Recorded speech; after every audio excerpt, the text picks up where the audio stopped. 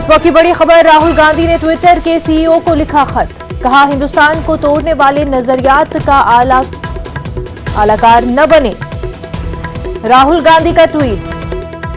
Twitter के CEO को लिखा खत। कहा, ट्विटर हिंदुस्तान को तोड़ने वाले नजरियात का आलाकार न बने।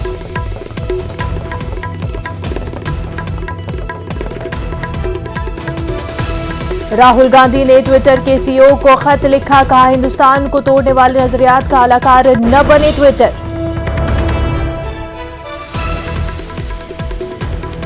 आपको बता दें, राहुल गांधी आज पंजाब के दौरे पर है। इस बीच ट्विटर के हवाले से राहुल गांधी ने सीईओ को खत लिखा है। ट्विटर के सीईओ को राहुल गांधी ने यह खत लिखा है, जिसमें राहुल गांधी ने कहा है कि हिंदुस्तान को तोड़ने वाले नजरियात का आलाकार न बने ट्विटर।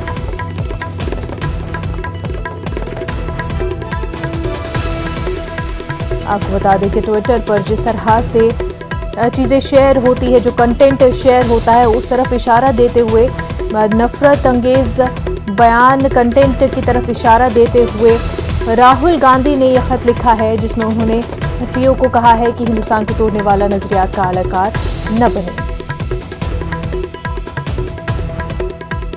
आगे बढ़ते हैं। बिहार के बक्सर में 5 अफराद की मुश्तबा हालत में मौत हो गई है, जबकि 3 अफराद को सदर अस्पताल में दाखिल कराया गया है। मामला मुराद थाने के अंसारी गांव का है। कुछ ही घंटों के दौरान 5 अफराद की मौत से गांव में सनसनी फैल गई है। पुलिस मामले की जांच कर रही है।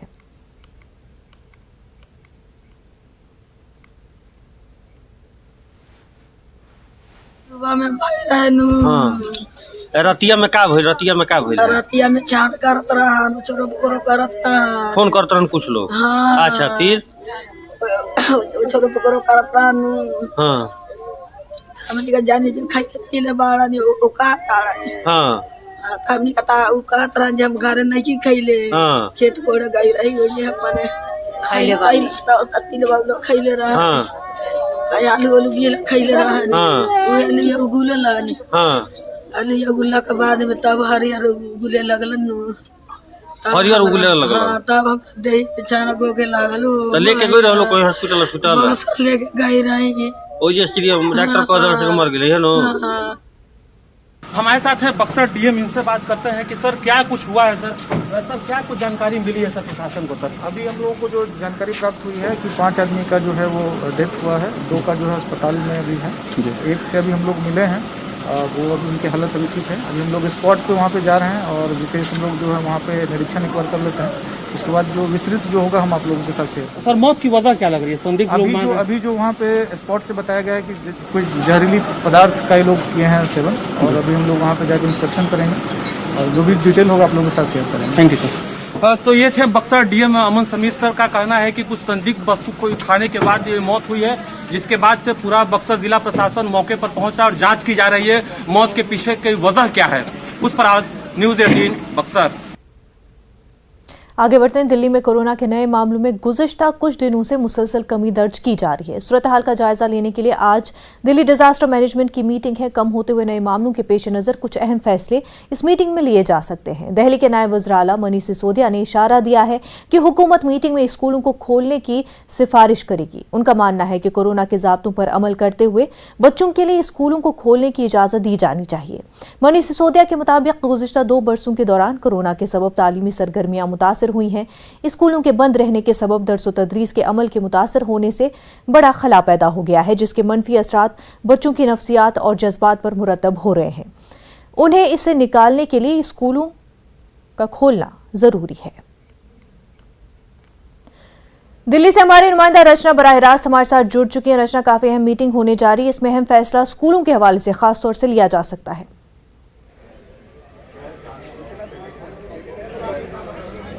बिल्कुल मुनज़्ज़र, जिस तरीके से आज डीडीएमए की बैठक है और कल दिल्ली के जो उप मुख्यमंत्री हैं मनीष सिसोदिया, उन्होंने ये इशारा दिया था कि आने वाले समय में जो दिल्ली में स्कूल हैं उनको खोलने का प्रस्ताव आज की इस डीडीएमए की बैठक में रखा जाएगा, क्योंकि डिप्टी सीएम ने कल जिस तरीके से कुछ लोगों से मुलाकात की, उनका कहना है कि स्कूल खोल दिए जाने चाहिए, क्योंकि अब जो मामले हैं वो भी कम हो रहे हैं, पॉजिटिविटी रेट है वो भी यहाँ पर कम हो गया है। तो ऐसे में दिल्ली सरकार की तरफ से डीडीएमए की बैठक में ये प्रस्ताव रखा जाएगा कि आने वाले समय में स्कूल खोल दिए जाएं, और ये भी माना जा रहा है कि फरवरी से स्कूल खोलने की सिफारिश दिल्ली सरकार यहां पर करेगी। तो अब ये देखना होगा कि डीडीएमए की बैठक में किस तरीके के फैसले लिए जा सकते हैं, क्योंकि अगर देखें तो दिल्ली में बाजारों में जो ऑड इवन का फॉर्मूला लगा हुआ है, वीकेंड कर्फ्यू है, इससे राहत मिलेगी या नहीं, क्योंकि ये भी उम्मीद की जा रही है कि डीडीएमए की बैठक में ऑड इवन को लेकर, वीकेंड कर्फ्यू को लेकर भी चर्चा की जाएगी, क्योंकि लंबे समय से व्यापारी भी ये मांग कर रहे हैं कि बाजारों में से ऑड इवन का फॉर्मूला हटा देना चाहिए, वीकेंड कर्फ्यू हटा देना चाहिए, क्योंकि इससे कहीं ना कहीं व्यापारियों को सबसे ज्यादा नुकसान का सामना करना पड़ रहा है।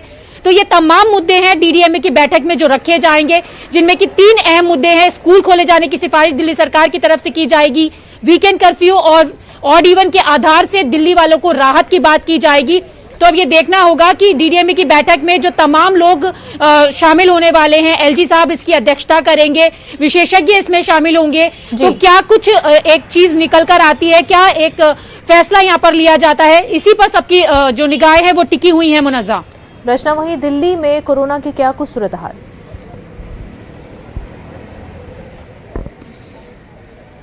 देखिए, दिल्ली में जिस तरीके से हमने पिछले दिनों में देखा था कि मामले तेजी से बढ़े थे, और अगर हम 3-4 दिन की बात करें तो मामले तेजी से घटते हुए आ रहे हैं, और जो पॉजिटिविटी रेट है वो भी 30 से 10 पर पहुंच गया है। तो मामले बेहद यहाँ पर कम हो रहे हैं, और जिस तरीके से लगातार लोगों से वैक्सीनेशन की अपील की गई थी, तो ये वैक्सीनेशन के कारण ही है कि मामले अब यहाँ पर कम देखने के लिए मिल रहे हैं।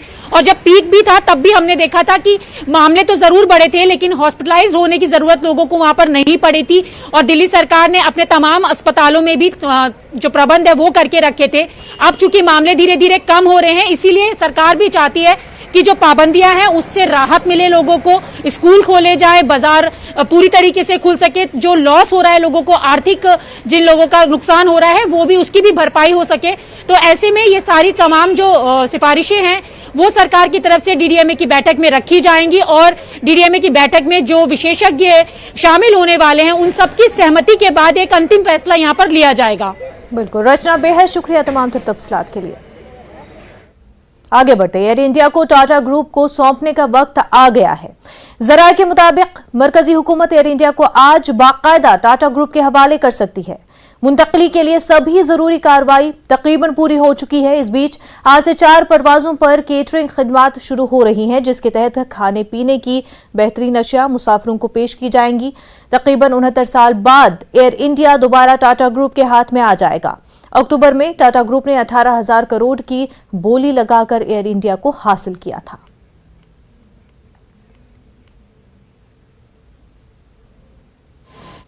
गुज़िश्ता कुछ दिनों से शेयर बाजार में खलबली मची है। आज भी कारोबार की शुरुआत में सेंसेक्स 1,100 पॉइंट से ज्यादा लुढ़क गया।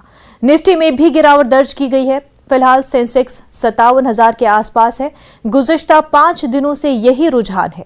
अमरीकी सेंट्रल बैंक की मीटिंग की 2 रोज तक चली मीटिंग में शरह सूद में इजाफा करने का इशारा दिया गया है, जिसके बाद अमेरिका समेत दुनिया भर के बाजारों में हलचल मची है। हालांकि फेडरल रिजर्व का यह फैसला गैर मुतवक्का नहीं है।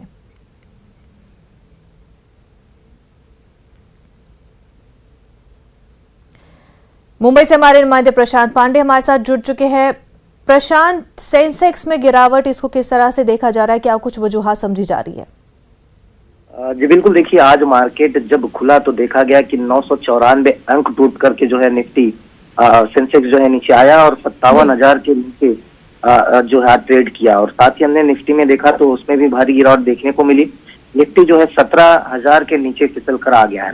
कुल मिलाकर देखा जाए, जानकारों का साफ तौर पर यह कहना है कि बैंकिंग सेक्टर और IT सेक्टर जिनके शेयर्स जो है उनमें काफी गिरावट देखने को मिल रहा है। वहीं देखा जाए तो ONGC एक ऐसी कंपनी है जिसमें प्रॉफिट देखा गया है। अगर हम परसेंटेज टाइप में देखें तो तकरीबन आज जो निफ्टी जब गिरा और सेंसेक्स जब गिरा, तकरीबन 1.7 यानी 2% तक मार्केट टूटा हुआ है। और यही माना जा रहा है कि आने वाले दिनों में अभी बाजार में जो है निवेश करना कुछ रिस्क रहेगा।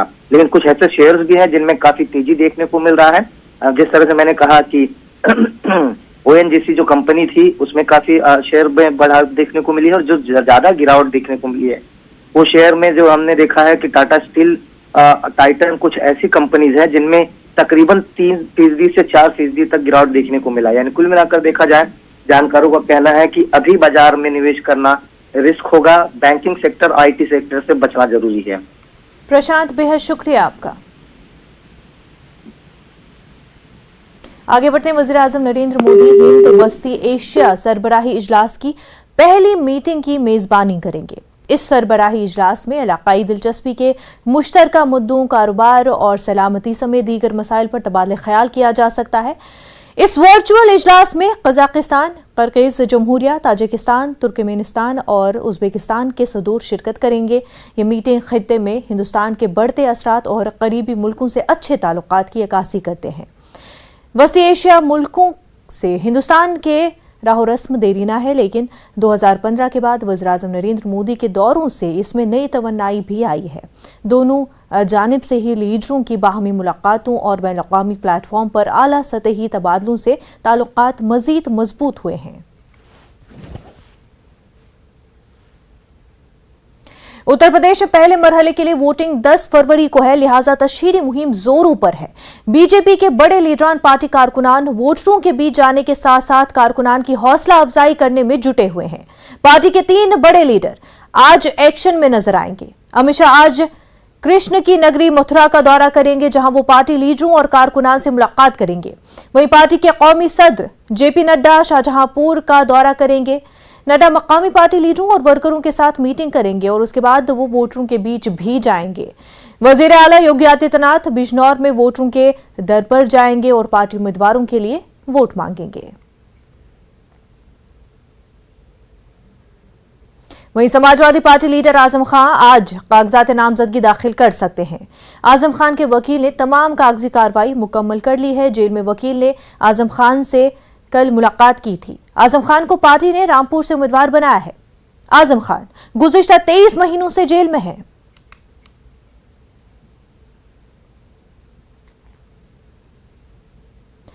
आपको बता दें, पंजाब में असेंबली इंतखाबात 20 फरवरी को हैं। पार्टियां तशहीरी मुहिम में जुट गई हैं। कांग्रेस की जानिब से राहुल गांधी ने तशहीरी मुहिम की कमान संभालते दिखाई दे रहे हैं। राहुल गांधी आज पंजाब का दौरा करेंगे। वो पार्टी के सीनियर लीडरों और उम्मीदवारों के हमरा अमृतसर में स्वर्ण मंदिर में माथा टेकेंगे और लंगर चखेंगे। राहुल वाल्मीकि तीर्थ स्थल भी जाएंगे। राहुल गांधी जालंधर के मीठापुर में वर्चुअल रैली से खिताब भी करेंगे। वहीं मणिपुर असेंबली इंतखाबात के लिए आज बीजेपी अपने उम्मीदवारों के नामों का ऐलान करेगी। बीजेपी मणिपुर की तमाम 60 सीटों के लिए उम्मीदवारों के नामों का ऐलान कर सकती है। दिल्ली में नरेंद्र मोदी की सरबराही में हुई मीटिंग में पार्टी की इंतखाबी कमेटी ने उम्मीदवारों के नामों को हतमी शक्ल दे दी गई है। कांग्रेस पहले ही 40 सीटों पर उम्मीदवारों के नामों का ऐलान कर चुकी है। मणिपुर में 2 मरहलों में 27 फरवरी और 3 मार्च को इंतखाबात होने हैं।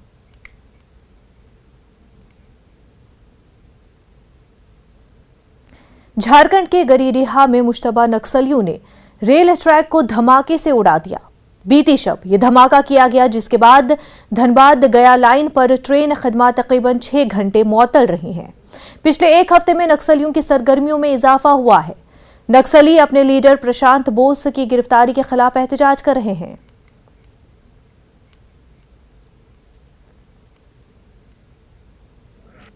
शाम 7 बजे से हम लोग अलर्ट पोजीशन में थे। समय करीब 12:30 बजे जो हमारा गैंगमैन है उसने रिपोर्ट करा कि यहाँ पे बहुत तेज़ धमाका सुनने में आया है। तत्काल सारी ट्रेनों को रुकवाया गया और उसके बाद उनके द्वारा ट्रैक सर्च किया गया। तो यहाँ पर आने के बाद जो 334 नंबर किलोमीटर है, इस पे एक्सप्लोजन हुआ है और ब्लास्ट हुआ था, और जिससे कि जो अप डायरेक्शन की ट्रैक है वो डिस्टर्ब हुई थी। उनके स्लीपर्स दाएं बाएं हो गए थे, कुछ पेंडुल क्लिप्स भी खुल गए थे, तो ट्रैक अनसेफ हो गया था। बाद में ये भी पता चला कि यहाँ पे नक्सलियों ने एम्बुश लगा रखा था। तो पुलिस को सूचना दी गई और CRP और सब लोग इधर ही पेट्रोलिंग कर रहे थे। उसके बाद में एहतियात बरतते हुए फिर इस जगह पे तमाम कार्रवाई हुई है और फिर ट्रेनों को चलाया गया 6:30 बजे सुबह से। रैली यातायात 12:30 से लेकर करके सुबह 6:30 बजे तक 6 घंटे बाद दिख रही है। नक्सलियों की कुछ संख्या पता चल पाई है सर? देखिए हम लोग रेलवे सुरक्षा बल से हैं, पुलिस बेहतर बता पाएगी आपको। दिल्ली समेत पूरे शुमाली हिंद में शदीद सर्दी से लोगों का बुरा हाल है। रात के वक्त दर्जे हरारत गिरने की वजह से गरीबों और बेघर लोगों पर दोहरी मार पड़ रही है। ऐसे में बेघर अफराद शेल्टर होम में रात गुजारने को मजबूर हैं। उनका कहना है कि शेल्टर होम की वजह से उन्हें बहुत राहत है और कई तरह की सहूलियात मयसर हैं। पहाड़ी इलाकों में बर्फबारी की वजह से सर्द हवाओं ने दिल्ली में ठंड बढ़ा दी है।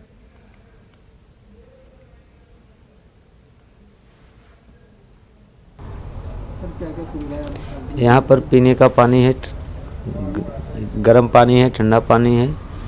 सुबह चाय और रस आता है, 2 टाइम यहाँ पर खाना आता है, दोपहर में और शाम को। तो उनके लिए अगर साधारण होता तो हमारे पास मेडिसिन है, उनको साधारण दवा दे देता हूँ, नहीं तो उनको अस्पताल भेजता हूँ। यहाँ दिल्ली के भी हैं, बाहर के भी हैं, सब हर राज्य के हैं यहाँ पर। नहीं, आईडी प्रूफ भी है, जिसके पास नहीं है उनको भी सुलाते हैं, आईडी प्रूफ वालों को भी सुलाते हैं। हाँ, सबको सुलाते हैं यहाँ पर। देखो दिल्ली में बहुत ठंड पड़ रही है इस टाइम, बहुत ही ज़्यादा दिक्कत का विषय है। सुबह सुबह ज़्यादा ठंड रहती है, इसीलिए हम रोज़ सुबह यहाँ 6:30 बजे चाय पीने आते हैं। वही आधा पौना घंटा यहाँ पे हम चाय की दुकान पे चाय पकौड़ा खाने के लिए आते हैं। और मैं मुनीरका के सामने खड़ा हूँ, इतनी ठंड है, देख लो। रुक के ड्यूटी जा रहा हूँ मैं, देख लो कितना पूरा पैक होके आता हूँ घर से। बहुत ठंड है, देख लो। रुक के यादव जी की चाय पीता हूँ तब जाके ठंडी थोड़ी राहत मिलती है। देख लो नाक सब बह रहे हैं, इतनी ठंड है, मेरे पे रहा नहीं जाता ठंड के बिना। हिंदुस्तान में फिर एक बार कोरोना मामलों में इजाफा हुआ है। महकमे सेहत के आदादोशुमार के मुताबिक 2,86,384 नए मामले दर्ज किए गए। गुज़िश्ता 24 घंटों में 573 अफराद की कोरोना से मौत हुई है, जबकि इसी अरसे में 3,06,000 से ज्यादा अफराद सेहतियाब भी हुए हैं। मुल्क भर में 22,23,000 से ज्यादा एक्टिव मामले पाए जाते हैं। कोरोना से हिफाजत के लिए ताहाल मुल्क भर में 163 करोड़ से ज्यादा टीका लगाए गए हैं। इसके अलावा एहतियाती इक़दाम इख्तियार करने मरकज और रियासती हुकूमतों की जानिब से लगातार अपील की जा रही है।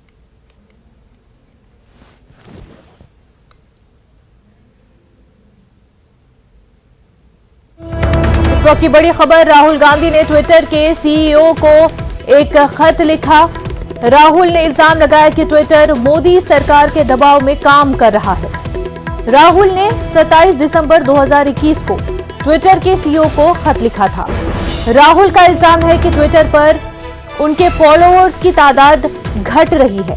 ट्विटर ने राहुल गांधी के खत का जवाब दिया। हम भी चाहते हैं कि फॉलोअर्स की तादाद अकाउंट के साथ दिखाई दे, लेकिन हम ये भी मानते हैं कि फॉलोअर्स हकीकी हो। तो अहम खबर इस वक्त की आपको बता रहे हैं। राहुल गांधी ने ट्विटर के सीईओ को एक खत लिखा।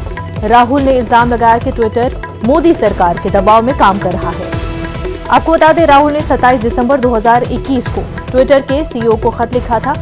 राहुल का इल्जाम है कि ट्विटर पर उनके फॉलोअर्स की तादाद घट रही है। वहीं ट्विटर ने राहुल गांधी के खत का जवाब दिया। ट्विटर ने जवाब दिया कि हम भी चाहते हैं कि फॉलोअर्स की तादाद अकाउंट के साथ दिखाई दे, लेकिन हम ये भी मानते हैं कि फॉलोअर्स हकीकी हो।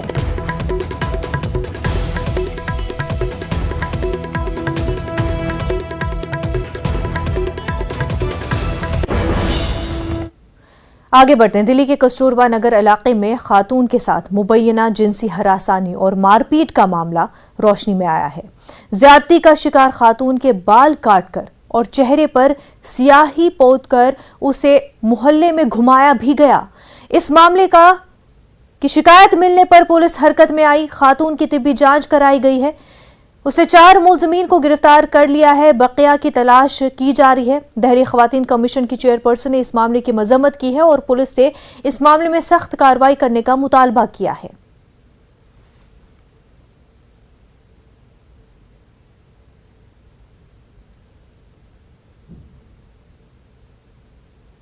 Unfortunate incident of abduction, physical and sexual assault of woman over previous enmity reported in Shadra district. Case has been registered. 4 accused person has been apprehended.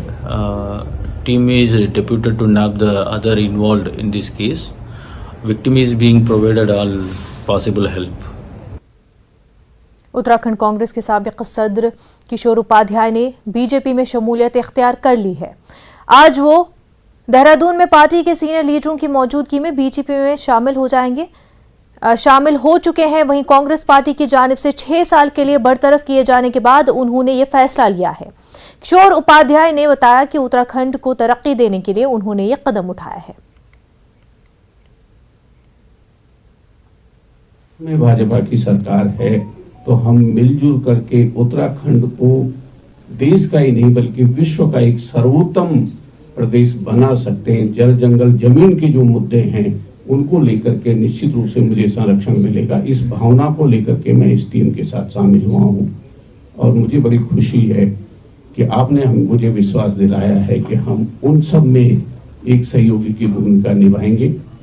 मैं किसी की आलोचना नहीं कर रहा। 45 साल तक मैं जहां रहा मैं उन सबका बहुत धन्यवाद देता हूं और जहां मैं शामिल हो रहा हूं निश्चित रूप से मेरी भावना की रक्षा होगी। मैं इन शब्दों के साथ आप सबको बहुत बहुत धन्यवाद।